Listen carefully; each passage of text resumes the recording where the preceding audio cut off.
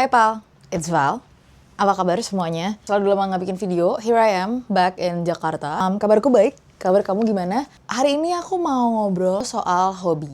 Let me ask you something, aku mau nanya satu pertanyaan yang aku sering banget nanya ke teman-teman atau ke orang-orang yang mungkin aku baru kenal juga. Kalau lo lagi nggak ngapa-ngapain, biasanya lo ngapain? Pertanyaan ini terdengar simple, tapi ketika gue nanya ke teman-teman atau nanya ke siapapun orang itu, mereka selalu jawab ke gue kayak, pause lama banget, dan hampir nggak ada yang langsung jawab gitu, langsung bilang kayak, karena ternyata butuh waktu untuk kita sendiri juga kayak tanya ke diri kita sendiri, kalau gue lagi nggak ngapa-ngapain dan kalau gue lagi ada waktu, kayak contohnya weekend ini, gue akan memilih untuk ngapain. Pada akhirnya banyak yang jawab tidur atau istirahat, nyantai. Cuman yang pengen gue tanya adalah ketika lo lagi nggak ngapa-ngapain dan lo lagi pengen ngapa-ngapain, ngerti gak sih? Kayak lo lagi ada energi nih untuk ngelakuin apa yang lo mau. Nah, yang lo mau tuh apa? Kalau lagi nggak tidur, let's say you are well rested, lo udah istirahat, lo lagi kayak oke, I'm inspired, atau kayak gue pengen do something gitu. Nah, lo ngapain? Alasannya kenapa gue nanya ini adalah beberapa saat lalu gue sempet journaling, terus gue sempet tanya ke diri gue sendiri, kalau misalnya gue lagi nggak performing, kalau misalnya gue lagi nggak melakukan hal-hal yang harus dinilai orang, atau misalnya nggak ada orang lain, gue tuh sukanya ngapain? Nah, gue pernah baca di beberapa buku dan artikel, katanya itu untuk melakukan hal yang lo seneng pas lo kecil, itu adalah hal termudah untuk bikin lo inspired. Jadi, it's good to ask yourself, waktu kecil lo sukanya ngapain? Soalnya kan anak kecil itu kalau main itu purely karena pengen. Seperti nggak ada keharusan untuk lo jadi makin jago atau lo jadi yang terbaik di kelas lo atau di teman-teman lo. Psikolog Donald Winnicott itu pernah bilang juga, play itu atau ketika lo lagi sedang state of bermain, itu adalah ketika inner self kita itu muncul. Kayak gue itu dari kecil sukanya gambar sebenarnya. Gue suka gambar kayak karakter-karakter gitu. Biasanya gue kasih nama, gue bagi satu kertas jadi 4, gue kasih nama, beda style rambut, beda style baju, dan gue udah bisa langsung ngasih kayak yang si A, misalnya saya si Chelsea itu karakternya seperti ini, dia suka jalan-jalan, dia queen of the gang. Atau misalnya yang karakter B itu gue sukanya, misalnya gue pasangin lagi, oh yang ini suka shopping, yang C misalnya suka olahraga gitu. Nah, gue suka bikin kayak 4 karakter perempuan yang cukup beda-beda misalnya. Gak tahu juga sih kenapa. Dan sebenarnya gue juga udah lama gak gambar. Jadi probably I'll look into that again. Dari kecil gue suka mewarnai, dan menurut gue itu terrealisasikan sekarang ketika gue lagi ngedit video, karena gue mewarnai video dengan grading. Terus gue suka world building. Jadi kalau misalnya ada, dulu tuh gue punya mainan mirip Lego, tapi bukan Lego. Jadi lo bisa pasang-pasang sesuai sama kayak misalnya dia ada kotanya, ada pantainya, ada mallnya, kayak gitu. Gue nggak tahu nama permainannya apa. Environment dari orang-orang sekitar. Gue juga sempat baca, katanya dia yang bilang kalau waktu lo masih anak kecil itu, ketika kita lagi main, kita tuh sebenarnya entering the flow state yang sebenarnya jadi natural. Tapi gue setuju, bukan berarti semua orang itu bisa punya akses waktu masih jadi anak kecil. Childhood kita masing-masing berbeda. Dan gak semua orang punya blueprint childhood itu. That's why I completely understand. Kayak sekarang mungkin pas kita udah lebih besar, kita jadi punya ruang gitu untuk eksplorasi dan punya ruang untuk akhirnya mencoba apa yang selama ini pengen kita cobain. Schedule your playtime, either itu di weekend atau after work atau sebelum kerja, anytime yang lo comfortable with. Selain schedule, menurut gue juga penting untuk tahu environment yang pengen lo lakuin. Contoh, gue ngedit.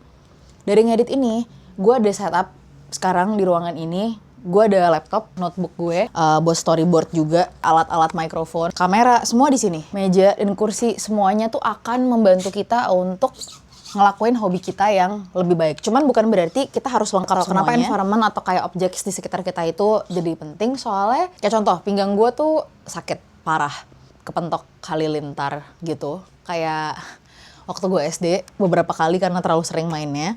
Jadi, walaupun udah di fisioterapi dan lain sebagainya, masih kadang-kadang suka sakit kalau gue duduk di kursi yang gak enak. Juga pakai kursi ini, yaitu dari Steelcase. Gue bener-bener bisa berjam-jam duduk dari pagi sampai untuk ngedit, untuk nulis, banyak hal lainnya. Apa yang kamu lakuin, jangan lupa untuk make the best environment possible for you untuk lo have fun. Banyak juga gitu hobi-hobi yang menurut gue baru lahir setelah gue besar. gue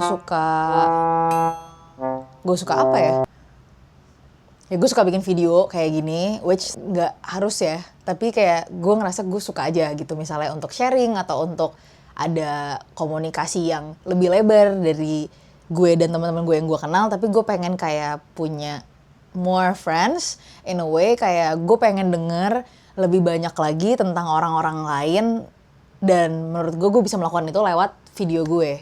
Nggak harus sesuatu yang ada reward langsung, apa lo jadi kayak peringkat nomor 1 on what gitu, kayak memenangkan kompetisi atau apa. Gak harus yang seperti itu, bahkan bisa kayak sesimpel gue kadang cuman kayak editing video dan even gak gue publish karena gue kayak suka banget aja kayak untuk, nah itu balik lagi ke masing-masing diri kita kan. Tahun ini by the way gue mau nyobain beberapa hobi baru, semoga jadi yang akan gue share kalau misalnya jadi. Tapi salah satunya ada mencoba untuk kelas house dance, which gue gak mau jadi kayak penari yang profesional atau kayak gimana, tapi gue ngerasa kayak oke, ini kayak seru banget, kayak for the fun of it, I wanna try it, and it's fine. Menurut gue hal-hal random itu justru yang bikin kita bakal ngerasa hidup, living, breathing. Nah, gue juga sempat baca buku Dr. Amy Shija, judulnya Peak Mind, bahas bahwa attention atau perhatian kita itu adalah resource atau sumber daya yang sebenarnya bisa kita latih. Apalagi di zaman sekarang yang kadang-kadang kita suka mindlessly scrolling, attention span kita jadi pendek. Pada akhirnya hobi itu bisa jadi soft practice kita untuk ngejaga atau ngelatih otak kita, ngelatih attention kita buat tetap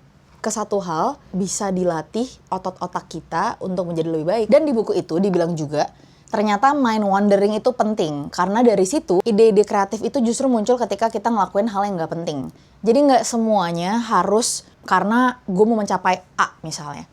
It's fine, dan menurut gue bagus untuk jadi intentional, and we have to be intentional, but also be kind to yourself, dan jangan lupa untuk biarin otak lo untuk flow, ngalor ngidul, bengong, nyoba nonton film baru, atau hobi baru, ketemu orang baru, ke tempat baru, anything, random. So I think hobby is the way our mind breathes. Hobi itu adalah cara untuk otak kita bernafas. Hobi itu sifatnya juga cukup private ya. Kita ada 2 opsi, untuk sharing sekarang di sosial media atau nggak sharing at all.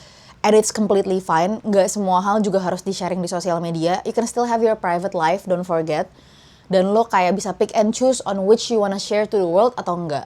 I think nggak semua hal harus kita share, tapi juga kalau lo senang untuk sharing, atau lo ngerasa kayak inspired after lo sharing, atau kayak gue suka sharing karena gue pengen lihat kayak feedback orang lain, atau kayak ada nggak yang udah pernah kesana juga, misalnya yang gue sharing, atau yang pernah. Gue kadang-kadang penasaran kayak ketika my thoughts dikeluarin ke dunia, itu ada nggak ya yang berpikiran sama seperti gue, dan lain sebagainya. It's completely up to you, lo bisa kayak nyobain. Itu tuh tier 2 menurut gue, itu udah layer 2 dari apa yang lo mau, nggak usah pikir terlalu panjang, yang penting lo udah decide ya kan, lo mau. Dan buat gue, hobi itu adalah sebuah eksplorasi diri. Kadang-kadang kita juga bisa mikir self-exploration itu berat, atau kayak ribet gitu, kayak I don't wanna do the work. Tapi sebenarnya it can be fun, like hobby should be fun for you.